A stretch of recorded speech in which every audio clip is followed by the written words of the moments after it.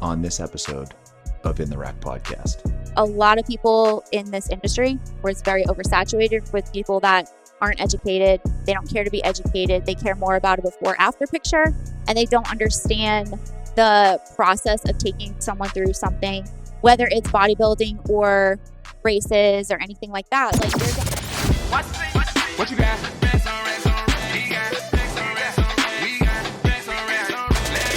Welcome to In the Rack podcast, where we provide you with a practical framework for breaking PRs in all facets of health and wellness. We are just a couple of bros giving you the simple hows in a world of complex wants. No filters, no scripts, no rules, just straight talk. Talk to him. Now, let's get into the rack with your hosts, Dr. Chad and Dr. Nick.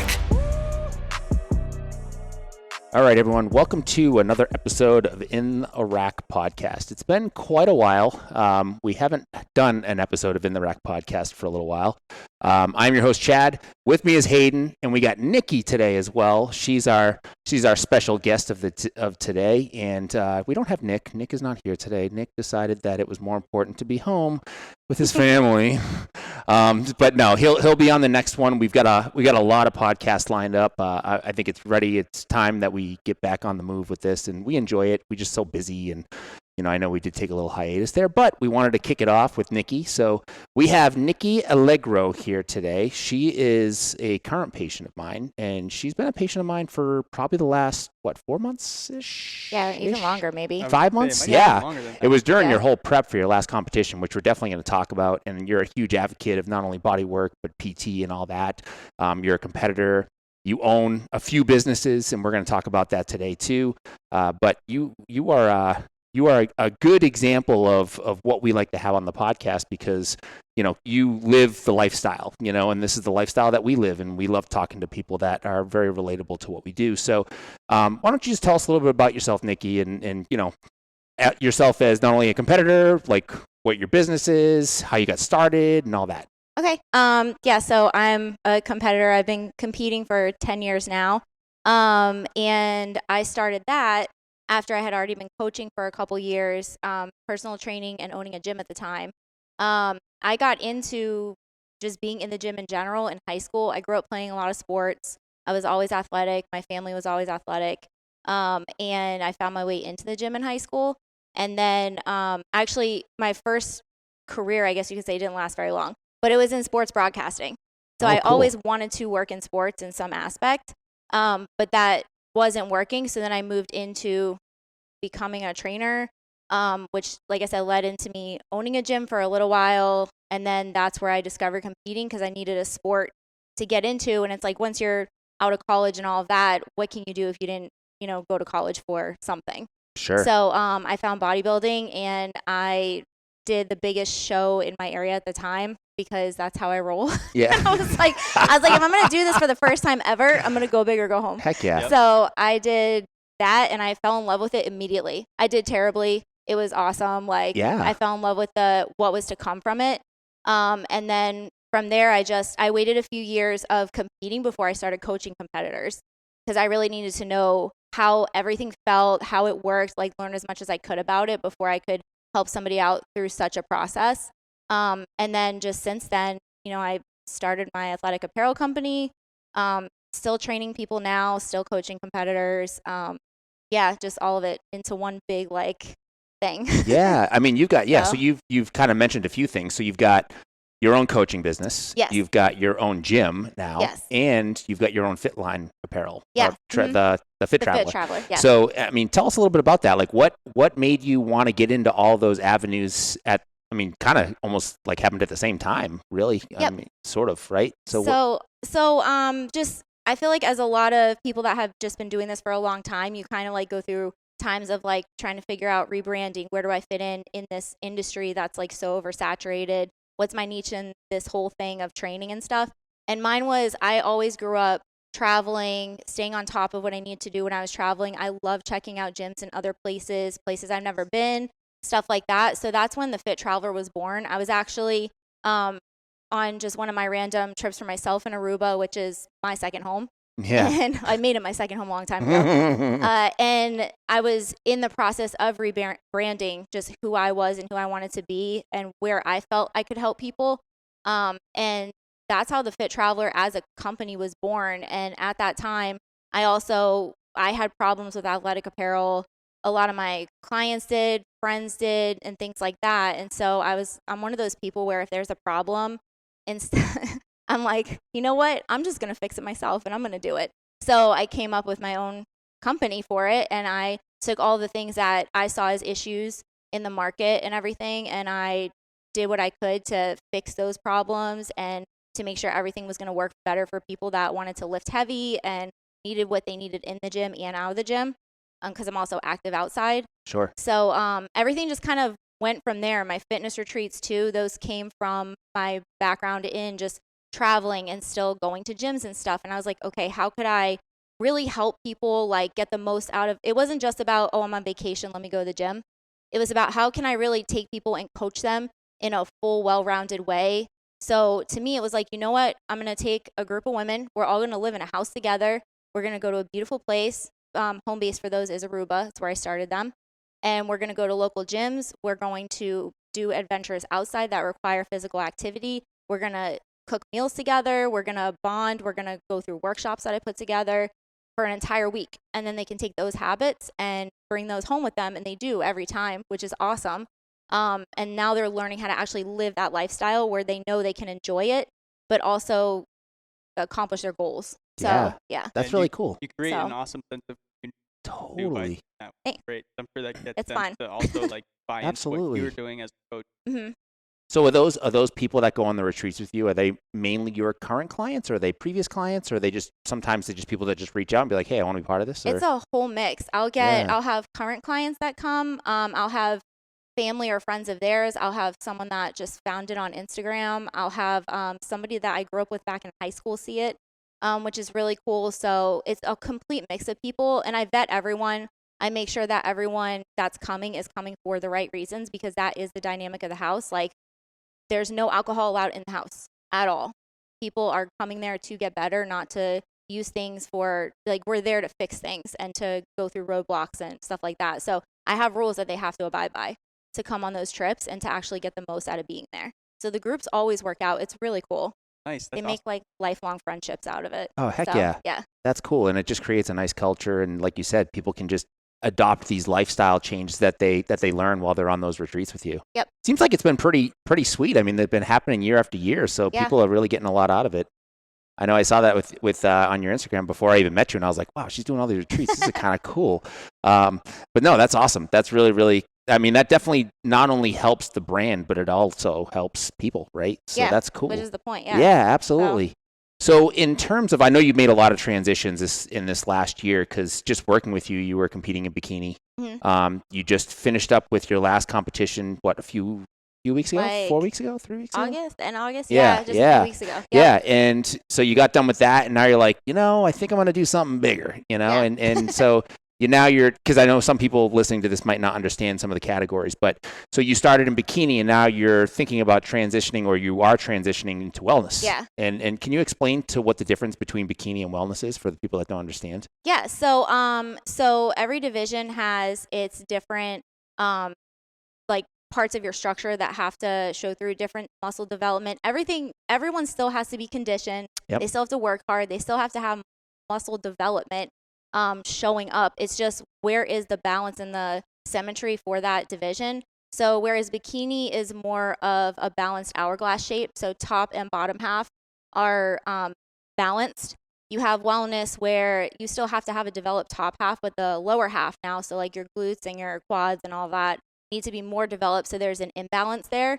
And then figure is an X frame, so the top half is going to be more developed. So it kind of goes in that direction. I always develop more and enjoy lifting more with my legs, and it's also a genetic thing. Like, sure. I enjoy it. I want to go where my genetics want me to go. Yeah. And I've kind of gone into wellness here and there over the years, but I never had proper coaching to really like trust moving into it 100%. So now I'm like at that turning point where it's like, okay, I think this is like now the time. I had to just wait for the right time and to be fully ready to now make that full commitment, or I was just going to always be stuck in the middle. Totally. So, yeah. I think that's a good segue into talking about the importance and the value of coaches too, because I know you've had a coach for a while. I've had a coach for a while. Hayden's had coaches, and coaches are specific to whatever our goals are, right? So our coach is more specific to the goals of competing in bodybuilding and bikini and wellness, and Hayden has a coach for marathons and triathlons and all this Ironmans and all this stuff, right? So we also know that we can't do it on our own, and we know that sometimes we can be our own worst enemies, right? Yes. So like we were talking about that today a little bit, where it's like, sometimes we're just a little overcritical and we kind of like look into things too much, and we need somebody just to sit there and be like, hey, listen, relax. This is what we're going to do. You need to be accountable to somebody, but also like it's nice to get feedback from somebody else. It's unbiased. Like it's to the point where it's like, the decision is already made. You just got to do it and execute and just be disciplined, right?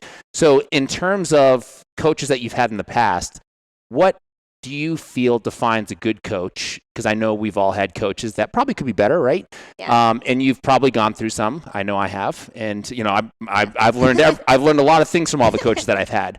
But I will say that as I've grown and as I've kind of moved to the next level, I feel like I've needed a coach to bring me to that next level.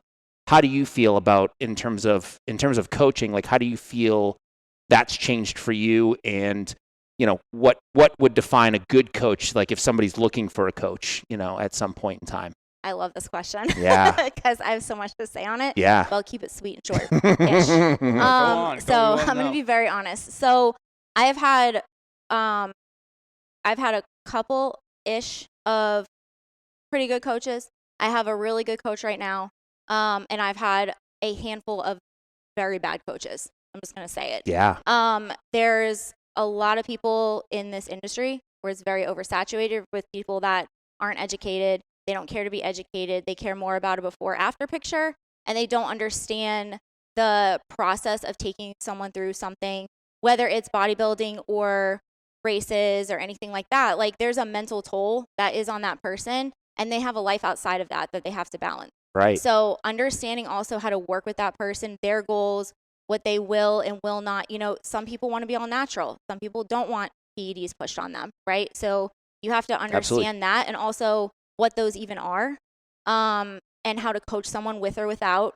And then being able to listen to your client, knowing what their goals are. Your job is to help them. I'm paying you to help me get to my goal, right? I'm not just here for you to just kind of experiment on and then put up a picture on social media. That's not what I'm paying for, right? So the biggest thing I would say is for anyone that's looking for a coach is they need to ask questions. Ask all the questions. This person is supposed to be on your team, and you have to be on the same page or it's never going to work. You should always be feeling okay to ask questions throughout the process. If you start to ask questions and your coach doesn't want to answer something for you, or they make you feel weird for asking a question, then that's not a good coach. Like, and if they don't know the answer, then they should say that, and then you work together to figure out what's going on. So questions are huge. Educating yourself. If you want to get into a sport like bodybuilding, you really need to educate yourself on some of the things that might come up along the way. When I'm coaching one of my competitors, I'm definitely huge on, I will literally give them an outline of the entire process. I will break it down to this many weeks out, this is how you're probably going to be feeling. This many weeks out, this is how you're going to be feeling. Because their family also needs to know that if they're tired or moody or whatever it is, like, this is normal for where we're at in the process, and they need to be able to communicate that with their family. So having someone that's not willing to really guide you, even if you're a seasoned athlete, like, we still need things. I don't need you to hold my hand the whole way, but I do need things, and sometimes I need you to hold my hand. Yeah. So you have to be that person if that's right. If you're going to be my coach. So yeah, asking questions, educating yourself along the way if it's something you really want to get into before things get messy. And then also being coachable, because you have to allow, especially coaches, we tend to sit there, and I've done it before where I'm like, you know what, like, well, this and this and that. And it's like, you know what, let me trust my coach. Like, I hired this person to take me through the process. They see what I need and what's going on. And if I trust them enough, then I should let them do their job. So being coachable too is a huge one. But yeah.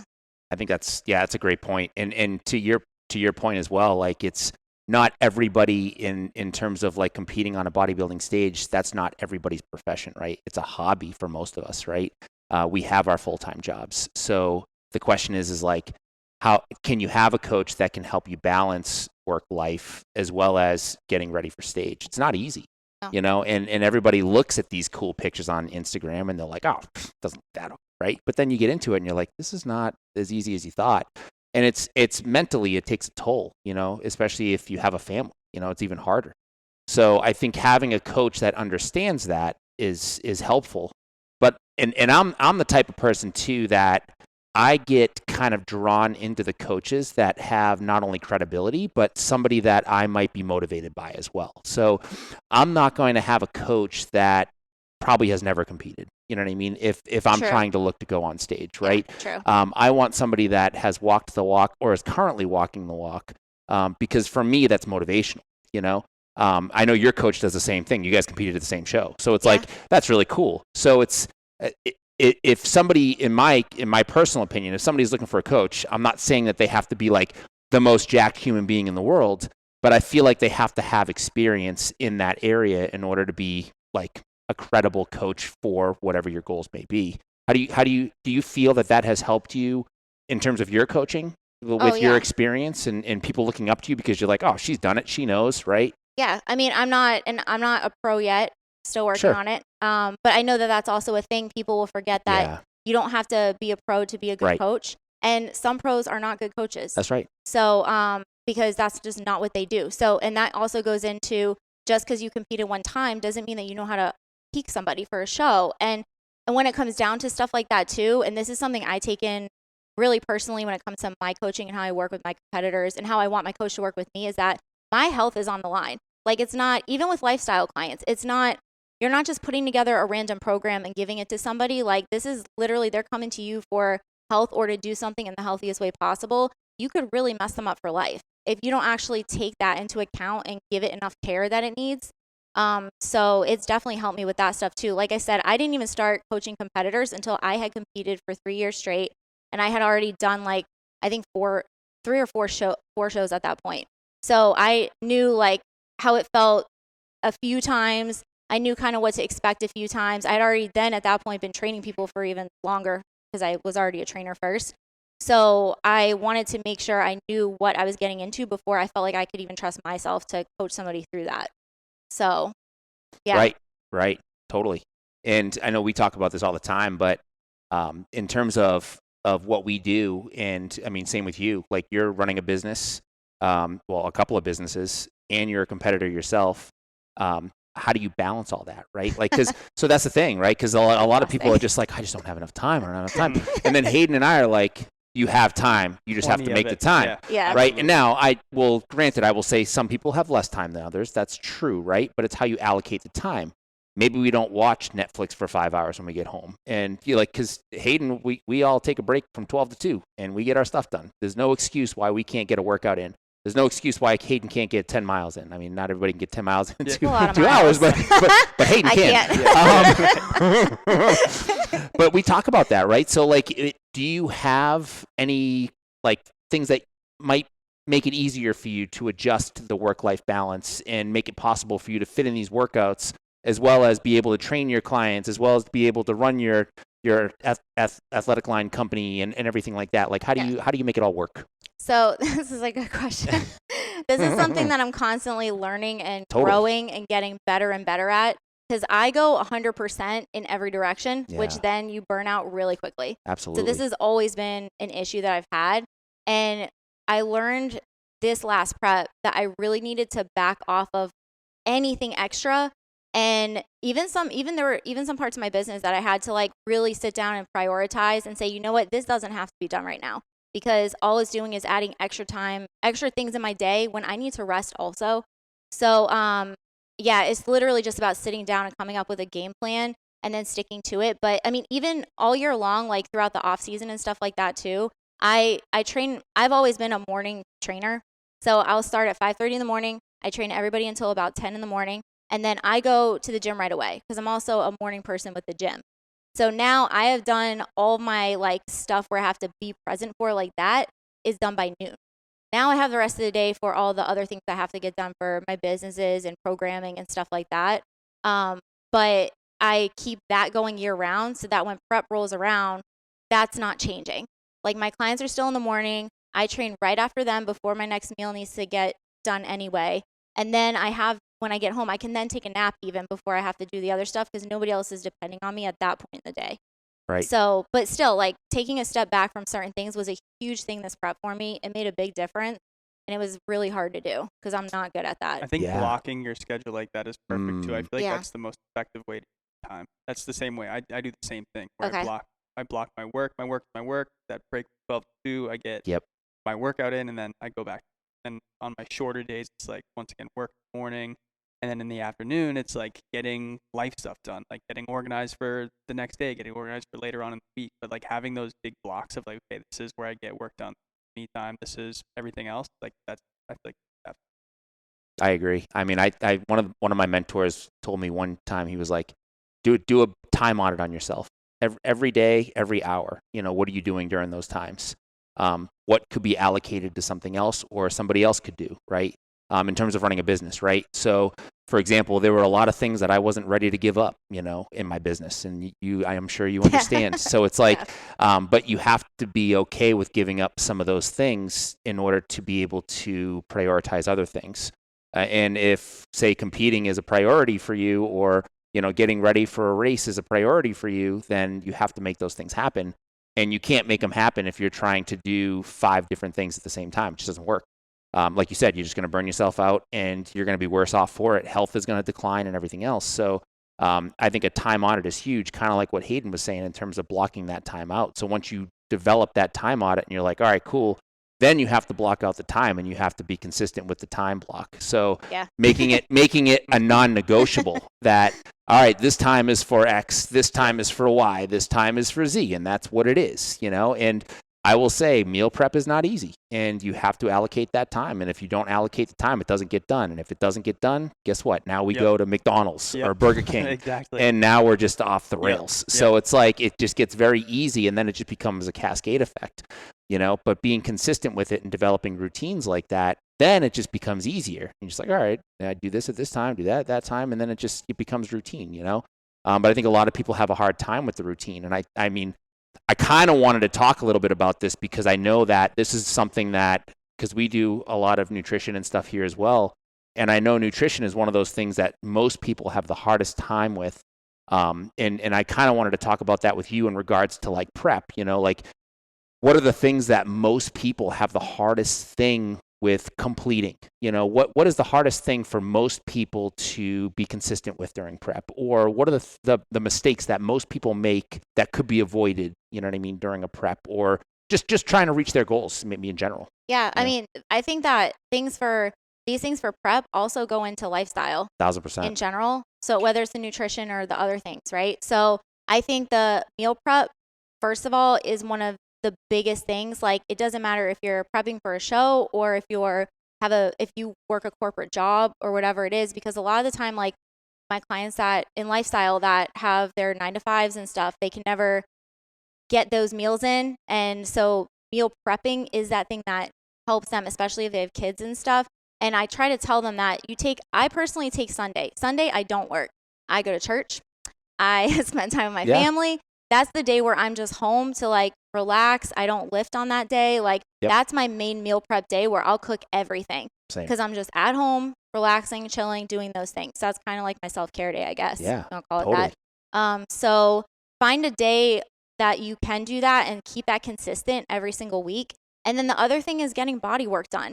Like that's a huge thing that for competitors and for people in lifestyle, it doesn't matter. They miss it all the time. And they think that going and getting one massage once a month is going to help them. I mean, you can obviously like fill everybody in right now about all that stuff, but that has made such a huge difference in my training, my recovery, my health overall. When I didn't even start doing that consistently until probably, I want to say like 2-3 years ago. It started to get more consistent over the last 3 years, but I didn't really dive into it as much until 3 years ago. And then 2 years ago, it became consistent.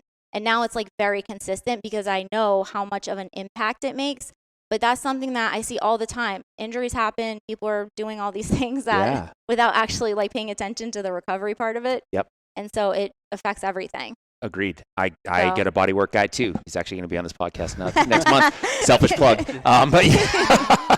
So I totally get it. And I agree with you 1,000%. And my injuries have gone down significantly as such. And the nice thing about that is I can continue to train.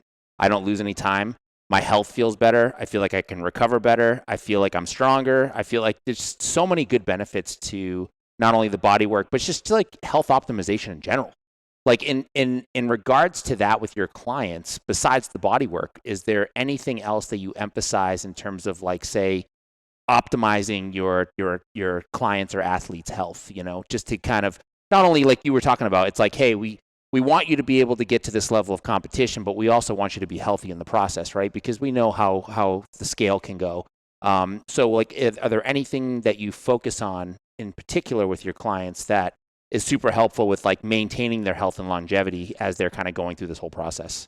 Yeah, I mean, so something as what seems as simple as hydration. Yeah, that's totally. Everybody. And it's funny because like, so they used to, I don't know if you remember the commercials forever ago, but they'd be like, drink like 6 to 8, this many glasses of water a day. And whenever I tell people, look, 128 ounces, drink a gallon of water a day, you're good to go. Yeah. And that sounds huge, but I'm like, you realize that those 6 to whatever number of glasses actually equaled that.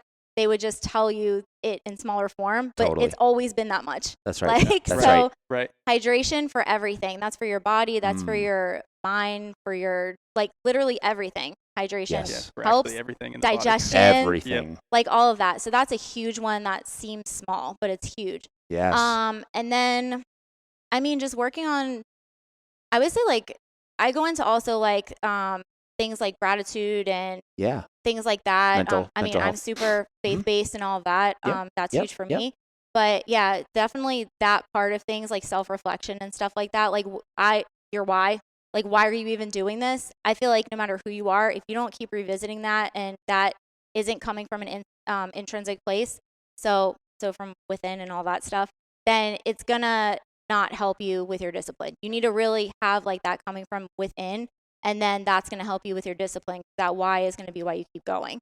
So those are things I always talk to them about no matter who they are. But no, that's huge. I agree. I mean, hydration is huge, and we're a big advocate of electrolytes here too. So we're big salt people here. We love salt. And I don't think people use enough of it. And to be honest, I thought it was a bunch of foo-foo as well. But I have been using, we love Redmond sea salt, and they have this product called Relight. And not like we're affiliated with them or anything like that, but like we love their products. So I will find that when I do take that in my water prior to my workout or even during my workout, I feel like I can not only get a better workout in, but my energy actually improves. Yeah, it's so true. weird. For sure. And you're like, dude, it's just water and electrolytes. I know. It's not a pre-workout. It's nothing crazy, right? But people overlook this stuff, which is kind of a good segue into supplements because, I mean, I know and you know that people can overdo supplements. Yeah. But electrolytes, for me, is electrolytes, hydration are like on the top of the list in terms of like I would consider it a supplement because not a lot of people get that in their natural diet as it is. So being able to supplement with that is super important, you know? Are there any other supplements that you would consider like a staple for your clients going through a journey like this? Yeah, creatine. Mm-hmm. Everybody, creatine. I think everybody should be on creatine.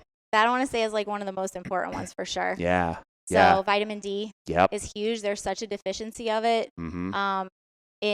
I know definitely in our country and everything, there's a deficiency of it, and I have my opinions about why there's such a deficiency. But like, there's no doubt many reasons why. No especially doubt. now, like this next couple months, it's gonna start everybody. The sun's down. Vitamin D for sure. Yeah. Yeah, absolutely. We're big on omega-3s here as well. We love that. But yeah, creatine. I think everybody should be taking creatine. Absolutely. Even just simple as like just getting enough protein in throughout the day. Well, yeah, 100%. I mean, how many people don't get enough protein? It's crazy. I literally just had a consult with a guy yesterday. So many people. And he was like, no, I totally eat enough food. I'm like, okay. I was like, so anytime I see somebody, and I'm sure you do the same thing, it's like, I want to see your baseline. Give me a log of everything you ate in the last 3 or 4 days, and let's see what it looks like. And you look through it and you're like, man, dude, you're like a 200-pound guy and you're only getting like 60 grams of protein in a day. You know what I mean? But they're like, yeah, but dude, I had a steak for dinner. It's like, yeah, but dude, that's 60 grams of protein in one meal. Yep. You know what I mean? So I think that, you know, and it's like a big thing that we harp on. It's like, dude, just concentrate on the protein. It's so simple, right? And some people just find it so unattainable. So are there certain things that you utilize, certain tools that you might utilize with your clients to be like, hey, because, you know, nutrition is obviously super important. It's like a lot of what we do, right?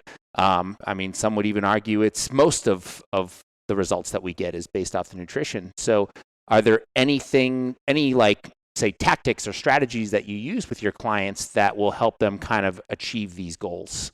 Yeah. So with the protein thing, the first thing that when I'm sitting down with somebody, which I always like to ask this question, I'll ask them about what they're eating, how they know they're getting enough protein and this and that. And then I'll say, well, how many grams a day? And they'll say, well, I've eaten this and that. Sometimes I do this. I said, well, have you been tracking your protein? And they're like, no. Yeah. I'm like, oh, so we really don't know how much protein you're getting. We have no idea. And then it's like that light bulb moment. And they're like, oh. I'm like, yeah, there's literally no data to know how much protein. So how do you even know that you're getting enough protein? That's right. So that's where it kind of starts. And then I find things that work. So I coach everyone. It doesn't matter if they're online, in person, whatever it is with me. I have a fitness app and I have everybody in there. And in there, you can put habits and stuff for people to hit every single day and check off for accountability. I have some people that it works better if I put in there like 4 different things to check off of grams of protein, as in like they'll just have 4 or 5 things that they have to check off. It just says 30 grams of protein, 40 grams of protein, whatever it is, because they need to do it after every meal. Or I'll just put their total amount of protein for the day, and then they can check that off. But either way, them having that accountability to check it off has been a huge thing for everybody. And then also I know on my end, like the data's coming back, I know what they're missing, and then we can talk about it and see maybe where I can help them and make an adjustment so that they can hit those goals.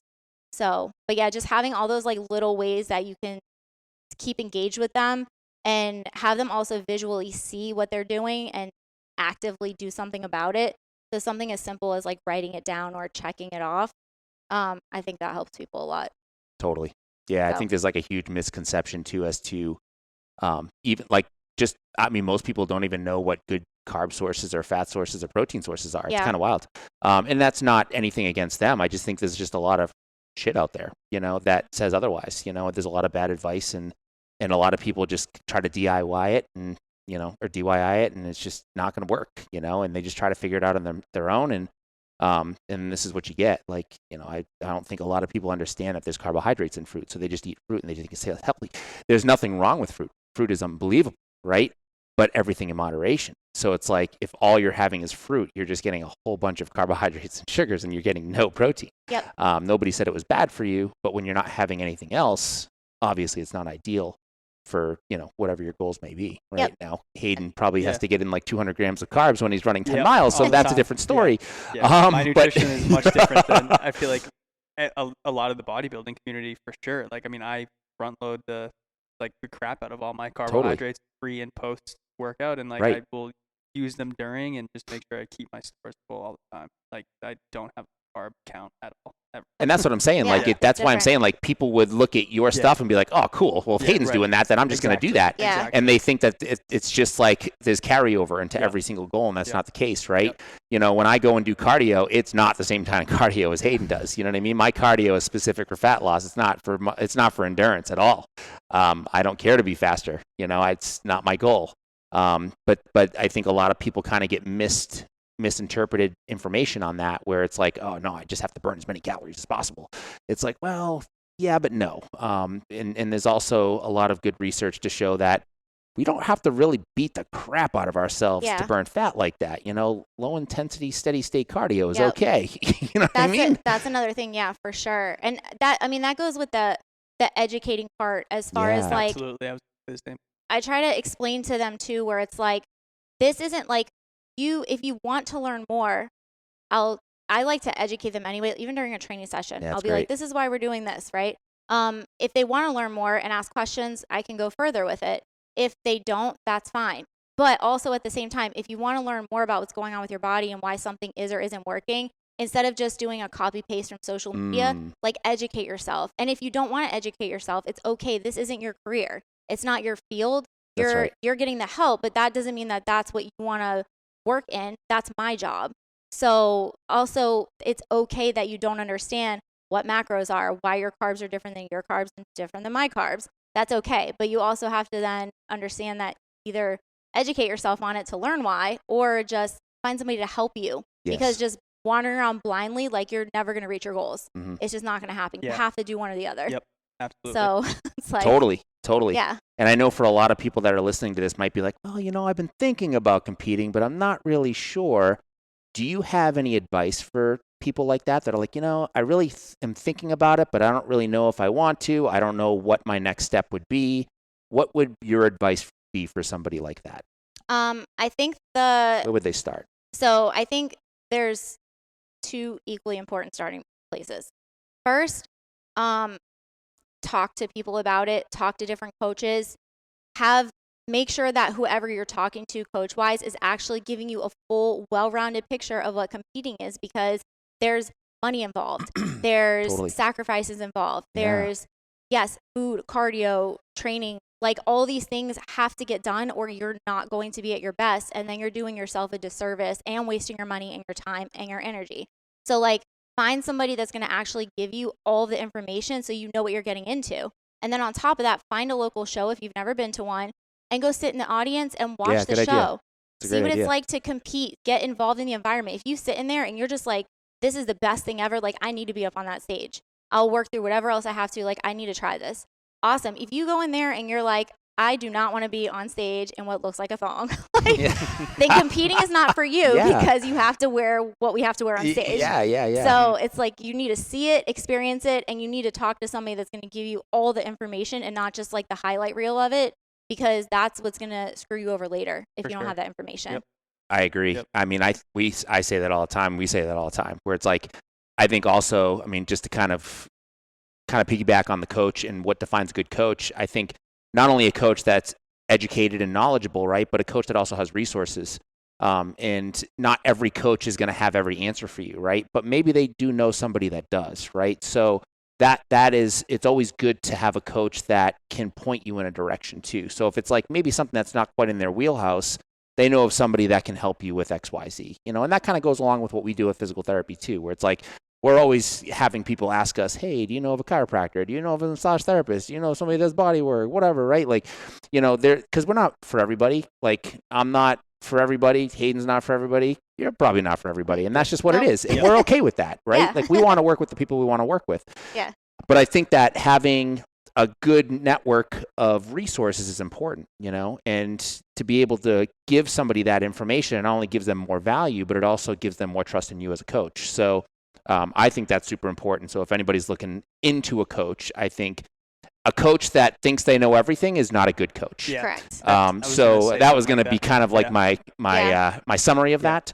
So if you have a coach, like you said, and we say this all the time, where if a coach is coming defensive on certain things or can't answer certain questions, that's a huge red flag. That's not a good coach. Or if a coach isn't going to give you the answer, maybe because they don't know the answer, or maybe because they just feel like they're being personally attacked, like you're challenging them, that's a red flag. Because you're there to help them, right? Like they're paying for your service, like they're paying for our service. And I was saying, my opinion on that too is like, even if you get through like a phase of coaching with a coach and you don't like it, you don't have to stay. Like I made that mistake. 1,000%. Like when I was getting ready for my first Ironman, like it's a blessing and a curse. Like I know too much. You know what I mean? So like when he would lay out the programming for me, I knew it was like copy and pasted, and I knew that he was probably sending that out to everybody. And I didn't want that. Like I wanted something more individualized. And at that point, I should have probably transitioned away from them, but I ended up staying. And then I had another coach who we changed things on like all the time. He was so much better, like changed things for me, like modified things with me, like talked to me and like coached me through it. And another thing I like about him, I think for, at least this is my opinion on coaching, like a good coach shouldn't promise you everything. You know what I mean? Yeah. Like, they really shouldn't. Like they shouldn't make you a promise because you can't. Like it's a team effort, right? Yes. So I think that a coach who promises you certain things, like, okay, like it's probably not, like they're probably trying to talk up their service, in my opinion. You know what I mean? Because like a good coach is gonna want to push you, but is gonna take you as far as you want to go. Yeah. Right. So if they're laying everything out on the table for you and being like, this is gonna happen, this is that, then I don't know, I would reconsider in some Yeah, totally. Yeah. And I've done that too. Like I've stayed with coaches too long too, and sometimes you feel guilty. You're like, I don't want to leave. I've been with them for so long. It's like you have to do what's right for you. Like that's the bottom line. Now, you don't have to walk away from that being like, oh, this is a waste of my time. Like, I'm sure there are certain things, like there are certain things that I took from every single coach that I've had, that I've benefited from, right? So you kind of have to look at it that way, but you're not doing yourself any service by staying with a coach that can't either, number one, bring you to the next level or give you what you're looking for, And like I said, everybody's not for everybody. So, if you are that person right now that's listening and you're like, this is totally me, then hit up Nikki. But seriously, like, explore your options, because there's coaches everywhere right now, and there's a lot of really good ones. There's also a really lot of bad ones. So you have to really sift through those, But no, I think that's good. Like, coach, I wanted to beat that down because that's a pretty good subject to talk about, and we talk about that all the time. And we all know really good coaches, we all know really bad coaches, and we always want to be an advocate for the good coaches, because sometimes those bad coaches give some of our other coaches a bad name, and that sucks. And also, just like, for anyone out there that's listening to this part of it specifically, personally, I've had clients that have been with me for 5-6 years. Yeah. They're still with me today. I love that. Sure. Okay. I've had people that wanted to go into a different phase of their life, and they have a different trainer. I'm not mad at them at all whatsoever. That's right. So, like, you literally you're not hurting anyone's feelings by doing what's best for you. That's right. Because it is uncomfortable to have to, like, approach a coach. Now, the coaches in the past that I've had to fire, I did not feel bad about, because they just were not. They were, like, putting my health at risk, and I was like, yo, this is done. Yep. We are done, and now I'm on my own 4 weeks out. Sure. But for the most part, if you're just open with them and just tell them that, it's just, look, things expire. Totally. Right? So it's like, it's okay to, like, just move on, go your way, I'll go my way and stuff. Those people, I still cheer for them now. I see them with other people. I'm like, that's awesome. Like, good for you. You've come so far. Yep. So, yeah. And if you are that coach that is listening to this, and you are that coach that takes it personally, you need to stop. Because it's not good for your brand, because they're not going to refer anybody to you. Like, the last coach that I was with was super happy that I was going to the next level. Like, no, Chad, we have brought you as far as we can bring you. Like, we're super stoked. Like, we appreciate you and how long you've been with us. Like, I'm going to continue to refer people to you. You know what I mean? Because you were great. I just need something else, right? And that's no disrespect or bad reflection on my previous coach. It was just something else that I needed, So I think if you are looking to save face as a coach, then I think you have to be like that. You have to root them on and say, you know what, I'm happy for you. If there's any way I can help, please let me know. Because you want to be there. You're supportive. Like, at the end of the day, we do this because we want to help people, not because we're trying to make a buck, I mean, yeah, we all have to make a living, I understand. But, like, at the end of the day, like, we are really there for people, and we want to help people, and we want to help people reach their goals. So by taking it personally, I think is the wrong. Yeah, for sure. Especially when you're all in the same community. No doubt. Like, oh God, yeah. I mean, if you're like a remote coach and you're global, it's different, maybe. But in a brick and mortar like us, like, it's different, because this town, things travel pretty quickly, so you got to be careful. So let's kind of transition into, like, mindset, like lifestyle, that kind of stuff, because we know that can be tough. Like, in terms of your growth as an athlete and, as an entrepreneur, like, what types of shifts had you had to make in your mindset in order to kind of grow, not only as an athlete or as a competitor, but also as a business owner? I want to say the biggest shift was learning that it's okay to just let people go. Like, not everybody is going to be on this journey with you forever. That doesn't mean that you don't still care for them as a friend or whatever. But if they're not there they don't have to, like, support you in that they have to know everything you're doing and understand it. It doesn't have to be like that. Sure. But if they're in any way making it harder for you to keep moving and elevating and doing what you need to do, then they just need to go. They need to just get left to the side. You still care for them. You still want the best for them. But it's okay for people to drop off in your life and to just not be part of it anymore. And it's hard in the beginning. For a lot of people, it was hard for me to accept that. But once I started doing that, first of all, it became easier. Yeah. I was like, wait, this is better. Yeah. But sorry, not sorry. But also I was able to grow more as a person and, like, become a better version of myself by realizing that, oh, well, these things were dragging me down, or these people actually weren't helping me get where I need to go or be my best at all. So just learning how to let people go is a huge thing. Yeah, totally. And then the other thing is I've always been the type of person, I think just because of how my parents are and things like that, where if there's something that we want to do, like, go for it, do it. There's no reason why you can't, even if it's the most ridiculous goal on the planet. Like, if you don't go for it, you're never going to know, and you're definitely never going to get there no matter what. So I've always still strived for like the things that I wanted to do, no matter how crazy they seemed. But there have been times in the past, like with the retreats, where I was told in the beginning, I wanted to start those about 2 years before I started them.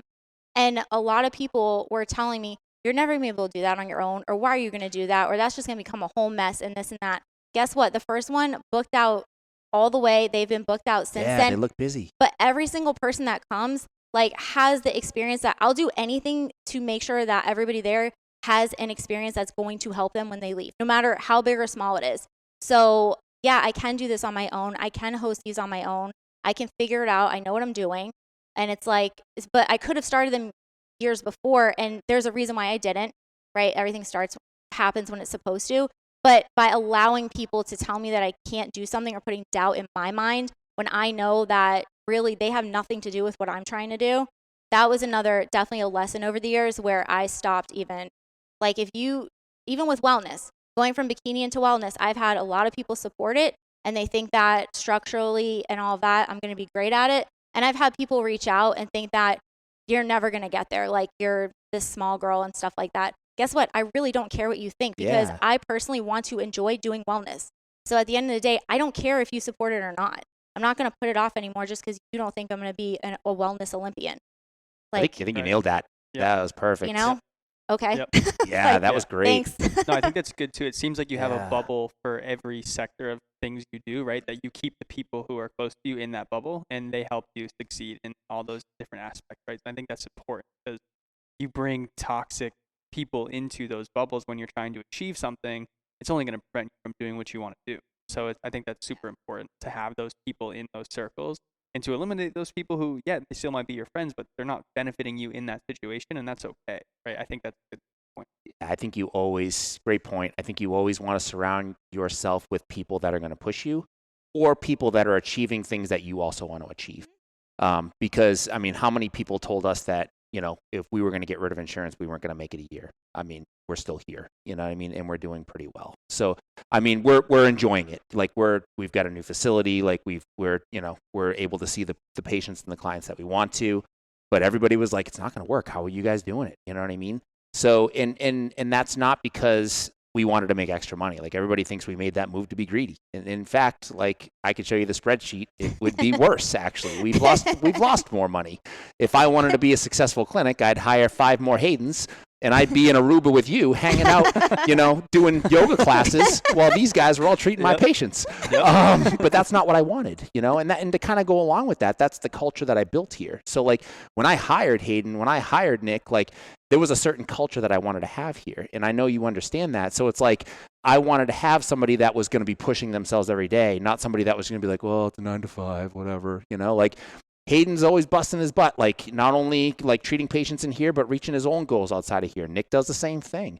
I do the same thing. We all have our different things, which is cool. Like, I'm the bodybuilder, right? Nick's the marathon guy. Not Nick. Hayden's the marathon guy. He was last. That's right. But no, Nick's the basketball, like, springy, like, kind of just the all-around kind of guy. You know what I mean? I would give him just that type of category. But either way, like, we're all striving and pushing towards other things. Like, and we have no problem wanting to, like, try other things. Like, these guys did tough rucks and marathons and Ironmans, and patients love that stuff. Like, that's all part of the culture that we have here. Like, we're trying to be inspirational for our patients. Like, our patients look up to that. Like, our patients come in here and see what we're eating. Like, what are you eating today? You know what I mean? We're all on the same eating schedule. That microwave, I'm probably going to have to get a second one soon. Like, might have to get a bigger one. That one's probably not going to make it much longer, but we're all on the same food schedule. You're on the same team. Yeah, and absolutely. Your clients, so that's a great point. Like, with mine, like, I always, whenever I'm getting into, like, the depths of prep or something, I always in my head start to get worried about, I hope they know that I'm still here for them. That's right. I hope they know that I still am making sure their stuff is on point and this and that. And they're over here like, we are so excited. Like, so how did your check-in go? How did this go? And I'm like, oh man, let me tell you about my check-in today. Like, but they're part of this. They're part of it with you. That's so right. they're in your corner, and they want to see you win too. You're on the same team. That's right. That's one of the coolest things ever. Absolutely. So, yeah. Absolutely. Like, me being here, like, I don't have to be here every day, but I like being here every day. You know what I mean? I still like treating patients. So many people ask me why I treat so many I don't really treat a lot of patients now, but I still treat patients, which is more than most people that own clinics. They just don't treat it at all, and they just, bark orders from the phone. So that's just not my thing. That's not how I try to lead my team. And that's just not, to me, that's not the definition of leadership. So I like to be in the trenches, and that's what I like to do. You know what I mean? And I think that it builds a better culture. And I think that if that's what you're looking for, that's what you're looking for. Is it for everybody? No, maybe not. But, at least we can attract the people that we want to attract by having that type of model. So I think that was a great point that you made there. Yeah. Okay. So looking ahead, what's going on with the Fit Traveler over the next 5 years? Where do you see that going? So I'll start with the retreats. Just keep those going as they are. Probably add in another special, different location at some point. I want to keep those trips to 4 to 5 or 3 to 5 a year. That seems to be my sweet spot for those. Aruba's always in there. Yeah. So keep those consistently going.